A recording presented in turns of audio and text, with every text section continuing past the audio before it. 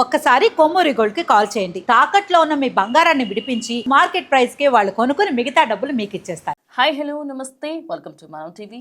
నేను మీ చార్మి. ఈ మధ్య కాలంలో గ్రీన్లాండ్ని తీసుకుంటా అని ఓ పెద్ద మనిషి ఓ పంచాయతీ పెట్టిండు. అసలు గ్రీన్లాండ్ని ఎవరు అమ్మకానికి పెట్టిర్రు తెలియదు.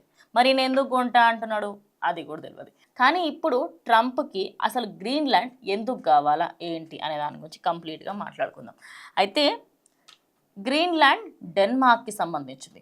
అయితే గ్రీన్లాండ్ దానికంటూ ఒక పర్సనల్గా దానికి సంబంధించి అసెంబ్లీస్ ఉన్నాయి అండ్ పార్లమెంట్స్ ఉన్నాయి అనుకో, అలా గవర్నమెంట్ ఉంది. దానికి అసలు డెన్మార్క్కి సంబంధం లేదు. కానీ డెన్మార్క్కి సంబంధించి వాళ్ళు అన్నీ చూసుకుంటుంటారు. రేపటి రోజు ఏమన్నా అయితే నేను చూసుకుంటా, దానికి సంబంధించి ఆర్మీ ఫోర్సెస్ కానివ్వండి, లేకపోతే అక్కడికి సంబంధించి టూరిస్ట్ ప్లేస్ అన్నిటినీ నేను చూసుకుంటా అని చెప్పేసి డెన్మార్క్ ముందు నుంచి చెప్తుంది. కానీ ఇప్పుడు యుఎస్ఏకి సంబంధించిన ప్రెసిడెంట్ పెద్ద మనిషి ట్రంప్ ఆయన ఏమంటున్నాడంటే 20 రోజుల తర్వాత దీని గురించి మాట్లాడదాం. ఇంతే మీడియా ముందు 20 రోజుల తర్వాత నేను గ్రీన్లాండ్ని స్వాధీనం చేసుకుంటా, గ్రీన్లాండ్ గురించి మనము ఒక 90 రోజులలో మన కిందికి వచ్చేస్తుంది అని చెప్తున్నాడు. ఎప్పుడు అమ్మిర్రు, నువ్వు ఎప్పుడు కొనుక్కున్నావు, అసలు ఏం జరుగుతుంది కనీసం కూడా ఎవ్వరికి ఏం అర్థమవుతుంది. ఇప్పుడు ఇంకో విషయం ఏంటి అంటే గ్రీన్లాండ్ని స్వాధీనం చేసుకుంటా అని చెప్తే నాటో ఖాళీ కూర్చుంటుందా? కూర్చోదు. ఆబ్వియస్లీ దానికి సంబంధించి ఎంతమంది దాని గురించి రిప్లై ఇచ్చారో తెలుసా? నేను చెప్తా. UK, France, Germany, Poland, Italy, Denmark ఇవన్నీ కూడా ఒక షీట్ రిలీజ్ చేసాయి. ఆ షీట్లో 3 మెయిన్ పాయింట్స్ ఉన్నాయి. దానికి సంబంధించి ఫస్ట్ థింగ్ వచ్చేసి గ్రీన్లాండ్ వాళ్ళ జనాలది, గ్రీన్లాండ్కి సంబంధించింది వాళ్ళ పీపుల్ది, వాళ్ళ దగ్గర నుంచి నువ్వు ఏ విధంగా తీసుకోలేవు. First point. Second point, Greenland డెన్మార్క్కి గ్రీన్లాండ్ అదేవిధంగా డెన్మార్క్కి సంబంధించి ఇవి రెండుటి ఫ్యూచర్ని అక్కడి గవర్నమెంట్స్ అవి డిసైడ్ చేస్తాయి, యుఎస్ఏ డిసైడ్ చెయ్యదు. And third thing, law must be replaced. అక్కడ నువ్వు ఏవేవైతే మాట్లాడుతూ ఉన్నావో వీటన్నిటికి సంబంధించి ఖచ్చితంగా దీని గురించి మనం మాట్లాడాలి. అండ్ నువ్వు చెప్పిందల్లా ఇక్కడ జరగదు. అయితే మరి నాటో దీనికి ఏం సమాధానం ఇస్తుంది? ఎందుకంటే ఏవేవైతే టెరిటరీస్ ఉన్నాయో రేపటి రోజు డెన్మార్క్కి సంబంధించి డెన్మార్క్ ప్రజల దగ్గర నుంచి వీళ్ళిద్దరిని అలగ్ చేయాలి అనే ఏకైక ప్లాన్తోని ట్రంప్ ముందుకు వెళ్తున్నారు. ఇప్పుడు ఆ ప్లాన్ వర్తించాలంటే ఏదో ఒకటి ఆశ చూపెట్టాలి. డెన్మార్క్ ప్రజలకి సంబంధించి వాళ్ళని దూరం చేయాలి. ఎవరిని? గ్రీన్లాండ్ వాళ్ళని. సో గ్రీన్లాండ్లో 57,000 నుంచి 1,00,000 వరకే జనాభా, చాలా తక్కువ జనాభా. అయితే ఆ జనాభానే టార్గెట్ చేసుకుని ఒక్కొక్కరికి $10,000 నుంచి $1,00,000 వరకు నేను ఇస్తాను అన్నట్టుగా ఓ వార్త బయటకు వస్తుంది. మరి $1,00,000 ఇచ్చేంత సత్తా ఉన్నప్పుడు అదేదో నీ రాజ్యానికి సంబంధించి నీ దేశానికి సంబంధించి బాగు చేసుకో. అది కాకుండా గ్రీన్లాండ్ మీద పడడం ఎందుకు? అయితే దీని వెనకాల కూడా కంప్లీట్గా ఆయన ఓన్ ఉందన్నమాట. కంప్లీట్గా ఆయన ఓన్గా ఏదో చెయ్యాలి, దాన్ని ఏదో నాశనం పట్టేయాలనే ఉద్దేశం కాదు. ఆయనకి వ్యక్తిగతంగా అది హెల్ప్ అవుతుంది కాబట్టి చేస్తారు. ఇక ఇందులో మిగతా డీటెయిల్స్లోకి వెళ్తే ఇప్పుడు ఎవరెవరైతే గ్రీన్లాండ్కి సంబంధించి గ్రీన్లాండ్ని ఏమైనా చేస్తే రేపటి రోజు మేముంటాము అని యూకే దగ్గర నుంచి France, Germany, Poland, Italy, Denmark అన్నీ కూడా ముందుకొచ్చి యుఎస్ఏకి అగెనిస్ట్గా మారుతాయి. జస్ట్ ఇమాజిన్, కంప్లీట్గా ఉన్న యూనియన్ టెరిటరీస్ అన్నీ and max of the countries అన్నీ ఒక్కసారిగా యుఎస్ మీద పడిపోతే ఎలా ఉంటుందో. ఖచ్చితంగా యుఎస్కి ప్రాబ్లమేటిక్గానే ఉంటుంది. కానీ నాటో ఒక పెద్ద వ్యాపారిని పోగొట్టుకుంటుందా? ఎస్, ఆయన వ్యాపారి అని ఎందుకు అంటున్నా అంటే నాటోకి సంబంధించి దాని డిఫెన్స్ బడ్జెట్లో 2024లో 1.4 ట్రిలియన్ బడ్జెట్ అయితే, కానీ ఓన్లీ యుఎస్ఏ, ఒక్క యుఎస్ఏనే ఆ డిఫెన్స్కి సంబంధించి $967 బిలియన్ ఇచ్చింది. అంటే ఆల్మోస్ట్ ఒక 70% ఆఫ్ ద అమౌంట్ని యుఎస్ఏ ఇచ్చింది.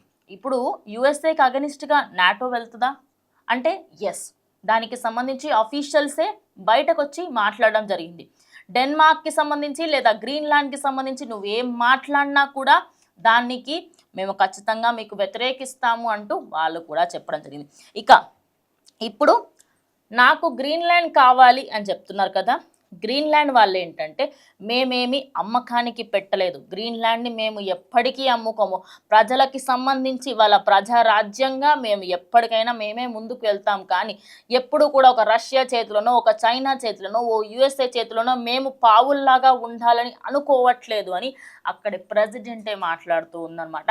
అయితే ఆ వీడియోస్కి సంబంధించి అదేవిధంగా వీటన్నిటికీ సంబంధించి కంప్లీట్గా సోషల్ మీడియా అంతా కూడా దీని గురించే మాట్లాడుకున్నాం. కానీ ట్రంప్ మాత్రం 20 రోజులలో నేను ఏదో ఒకటి చేస్తా, అది ఖచ్చితంగా ఓ బ్లాస్ట్ లాగా ఉంటుంది అంటున్నా. మరి దీని వెనకాల కూడా ఏమైనా కక్ష సాధింపులు ఉన్నాయా డెన్మార్క్కి సంబంధించి? అయితే అసలు గ్రీన్లాండ్ ట్రంప్ తీసుకొని ఏం చేస్తాడు?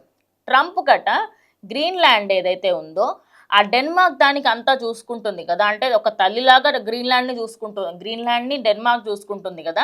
అయితే పెద్ద మనిషి ఏమంటున్నాడంటే డెన్మార్క్కి గ్రీన్లాండ్ని చక్కగా చూసుకోనికి వస్తుంది, దాని డిఫెన్స్ సిస్టమ్ మంచిగా మెయింటైన్ చేయడానికి వస్తుంది, అసలు ఏమీ చక్కగా చూస్తలేదు, నా దగ్గర నాకు ఇచ్చేయండి, నా అండర్లో ఉంచుకొని నేను మంచిగా చూసుకుంటా అని చెప్తున్నాడు. కాదు, అదేమన్నా కొనుక్కోవాల్సిన వస్తువా? కాదు. నీకెవరైనా అమ్మకానికి ఇస్తా అన్నారా? కొన్ని పక్క దేశాలు, మా దేశాలు అంటే అమ్మకానికి వస్తాయి ఇంకొన్ని రోజులు అయితే, ఇంకొన్ని సంవత్సరాలు అయితే 2030 కల్లా పాకిస్తాను బంగ్లాదేశ్ అమ్మకానికి వస్తాయి, అప్పుడు మేము కొనుక్కుంటాం, అది ప్రాబ్లం కాదు. అలా అమ్మకానికి పెడితే కొంటాం. అగాధం నువ్వే వచ్చి నేను దాన్ని తీసుకుంటా, నాకు హక్కు ఉంది అంటే నో, ఎలాంటి హక్కు ఆయనకు లేదు. మాటలు తూటాల్లాగా పేలుస్తున్నాడు, కానీ నిజంగా రియాలిటీలో అక్కడ వెళ్ళి మాట్లాడితే WTO కానీ నాటో కానీ ఎవ్వరు కూడా వీళ్ళకి సపోర్ట్. ఇంకెక్కువ తక్కువ మాట్లాడనంటే రేపటి రోజు ఈయనకి ఎక్స్పోర్ట్స్ ఇంపోర్ట్స్ అన్నీ కూడా ఆగిపోతాయి. ఇతర స్టేట్స్ నుంచి ఏవైతే వస్తున్నాయి, ఇక్కడ నుంచి ఏవైతే పోతున్నాయి అవన్నీ కూడా కంప్లీట్గా వ్యానిష్ అయిపోయి అడుక్క తినే స్టేజ్కి రాకుండా అస్సలు మంచి ఒక ముందుంది ముసళ్ళ పండుగ అంటారు చూసిన ఆ స్టేజ్లో ప్రజెంట్ అయితే ట్రంప్ ఉన్నాడు అనమాట. అండ్ ఇప్పుడు నాటోనే కాకుండా ప్రజెంట్ ఈ డెన్మార్క్ ఏదైతే ఉందో వాళ్ళు కూడా ఒక మాట అనడం జరిగింది. దానికి సంబంధించి ఒకటి చిన్న మాట ఇప్పుడే అఫీషియల్గా బయటకు వచ్చింది.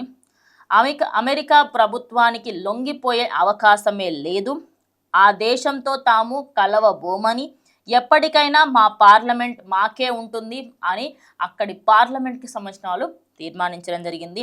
ఈ మేరకు అక్కడ ₹1,00,000 ఇస్తా, $10,000 ఇస్తా, అది అంటున్నారు కదా, ఆ పైసలు కూడా తమ పొరుగు దేశం చైనా లేదా రష్యా ఏదైనా సరే మాకు ఎలాంటి మొగ్గు చూపించినా మేము ముందుకొచ్చే అవకాశం లేదు అని అక్కడి గవర్నమెంట్, అక్కడి పార్లమెంట్ చెప్తుంది. మరి చూద్దాం నిజంగానే ఈ ఏమైనా మార్పులు చేర్పులు జరిగి ఒక 20 రోజులలో కంప్లీట్గా గ్రీన్లాండ్ని యుఎస్ఏ ఆధీనంలోకి తీసుకొని యుఎస్ఏ టెరిటరీగా మార్చుకుంటుందా? యుఎస్ఏ దీనికి చేసేంత ప్లాన్స్ ఏమేమి ఉన్నాయి, బ్యాక్ సైడ్లో ఇంకేమైనా పెట్టుకొని ఉన్నారా అనేది కూడా తెలుసుకోవాల్సింది. సో కంప్లీట్గా యుఎస్ఏ ఇప్పుడైతే గ్రీన్లాండ్ని టార్గెట్ చేస్తుంది, కానీ గ్రీన్లాండ్ మాత్రం నువ్వేమన్నా చేసుకో, నేను నా దేశం ఇచ్చేదే లేదు, నీకు లొంగేదే లేదు అని చెప్తుంది. చూద్దాం మరి రేపటి రోజు ఎలాంటి వార్తలు బయటకు వస్తాయి ఏంటనే. సో ఇది ఇవాళ వీడియో, ఇంకో వీడియోతో మళ్ళీ కలుస్తాం. అంటే కీప్ వాచింగ్ మనం.